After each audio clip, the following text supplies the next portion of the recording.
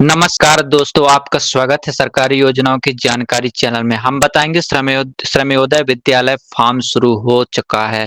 आपको पता ही होगा कि ये थंबनेल देखकर अब ले चलते हैं कंप्यूटर के डैशबोर्ड पर, वहीं वहां पर टाइप करना होगा MPSOS MPOnline.nic पर सबसे पहले और डैशबोर्ड दिखाई देगा और ये फॉर्म घर बैठे भी आप अप्लाई कर सकते हैं।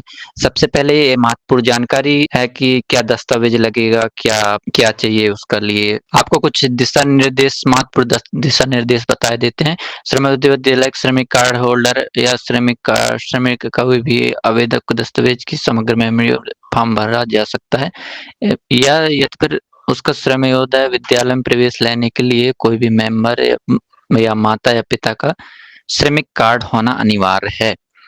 इसके लिए महत्वपूर्ण दस्तावेज दिया गया है कि उस आवेदक की जाति प्रमाण पत्र होना चाहिए, पिछले पिछले कक्षा की मार्कशीट, या अगर विकलांग है तो विकलांग सर्टिफिकेट, और मूल निवासी और अभिभावक का मोबाइल नंबर, आवेदक की विद्यार्थी का फोटो या सिग्नेचर लगेगा दोस्तों। और हाँ, अगर ओपन ओपन में पढ़ा है तो ओपन स्कूल की बी की स्कैन कॉपी लगेगा। अगर विकलांग है तो विकलांग सर्टिफिकेट साथ ही लगेगा। अगर विकलांग नहीं है तो नहीं लगेगा दोस्तों विकलांग सर्टिफिकेट। अब चलते हैं ऑफिशियल वेबसाइट पर। कुछ इस प्रकार से विंडो दिखाई देगा। यहाँ पर कक्षा है और लिंग फीमेल या मेल है तो मेल सेलेक्ट करें। श्रमिक कार्ड की समग्र आईडी दर्ज करें यहाँ 9 अंकों का। और यहाँ दूसरे नंबर पर ऑप्शन है आवेदक की सदस्य समग्र आईडी। तो यहाँ पर बच्चे का समग्र आईडी टाइप करना है और यहाँ पर कैप्चा आईडी डालते हैं। कैप्चा आईडी जो भी है वो कैप्चा आईडी डालते हैं। फिर उसके बाद कुछ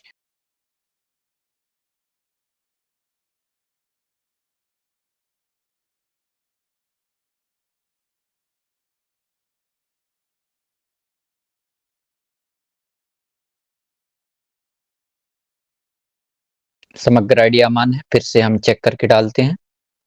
ओके पर क्लिक करते हैं। हमने सदस्य आईडी डाल दिया है दोस्तों। सदस्य आईडी डालते ही कुछ इस प्रकार से विंडो दिखाई देगा। यहाँ पर कुछ डेटा ऑटो फिलअप होके आ जाएंगे। यहाँ पर माता का नाम सेलेक्ट करना होगा, या उससे पहले हम पूरी फॉर्म को चेक कर लेते हैं।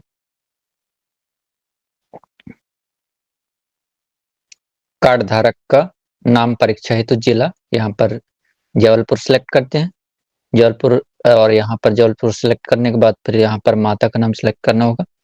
माता का नाम सेलेक्ट करने के बाद यहाँ पर पिता का नाम, जैसे पुराने डॉक्यूमेंट्स या मार्कशीट या आधार कार्ड में है वैसे ही टाइप करें। यहाँ पर आवेदक की श्रेणी, और यहाँ पर अगर हाँ मूल निवासी है तो क्या आप मध्य प्रदेश के मूल निवासी हैं तो यहाँ पर हाँ पर क्लिक करते हैं। यदि दिव्यांग है तो दिव्यांग पर दृष्टिगत या स्थिरबाधिता या श्रवणबाधिता इस पे क्लिक करते हैं। यहाँ पर आवेदक की फोटो लगाना होगा 200 KB से न्यूनतम 20 KB तक।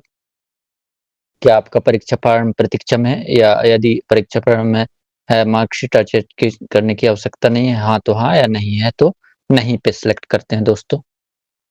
यहाँ पर लिंग सेलेक्ट करते हैं, मेल या फीमेल। आवेदक अगर जिस टाइप से मेल है तो मेल सेलेक्ट करें, फीमेल है तो फीमेल। यहाँ पर थर्ड जेंडर नहीं है तो नहीं है। क्या आप ओपन नेशनल स्कूल से पास हैं, नहीं है दोस्तों। यहाँ पर आवेदक या आवेदिका द्वारा पिछली कक्षा उत्तीर्ण करने का विवरण यहाँ पर टाइप करना होगा।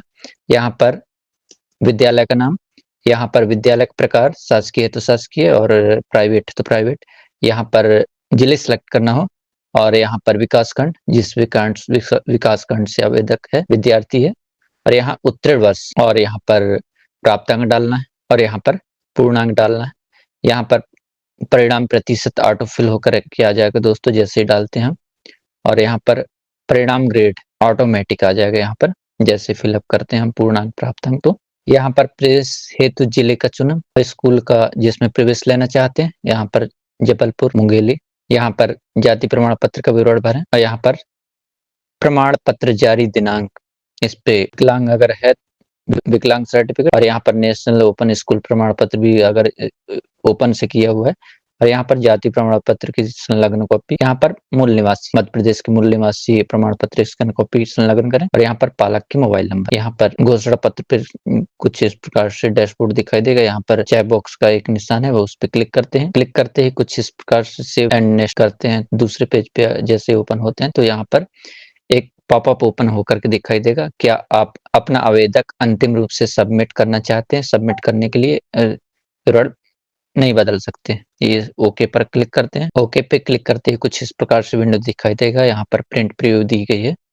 यहाँ पर अब हमारा फॉर्म भर गया दोस्तों। घर बैठे अगर फॉर्म भरना चाहते हैं तो इस वीडियो को स्टेप बाय स्टेप जरूर देखें।